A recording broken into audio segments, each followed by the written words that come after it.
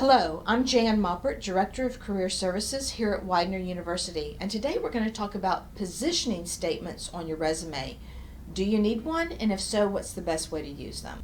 So what is a positioning statement? Well, it's basically your resume's elevator speech. In other words, it's the summary of your resume that is used to draw the reader in to want to read more about you.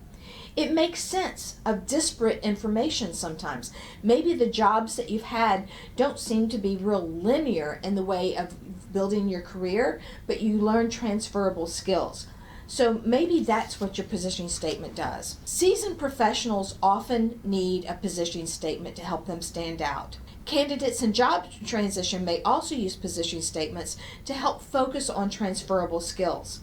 And I've even seen some students who don't have a lot of experience or other assets use these positioning statements to focus on their skill set and also use up a little bit of space on the resume. So they're often called many things. You see it many different iterations. It can be a profile, it can be an executive summary, it can be qualifications.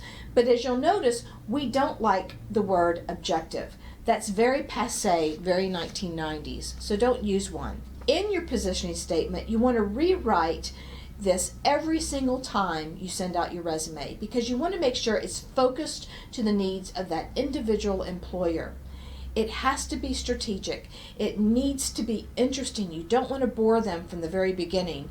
And you can use it to connect the dots between what the employer is looking for and what you have to offer. Now, here's one caution.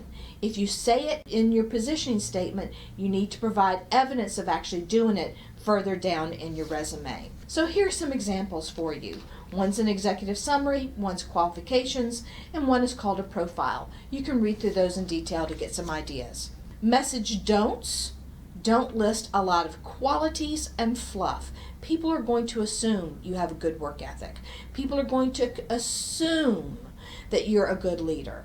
So let the evidence show it in your resume. Don't talk about these qualities. Don't list attributes that the employer doesn't care about. List things that you know are going to get them excited.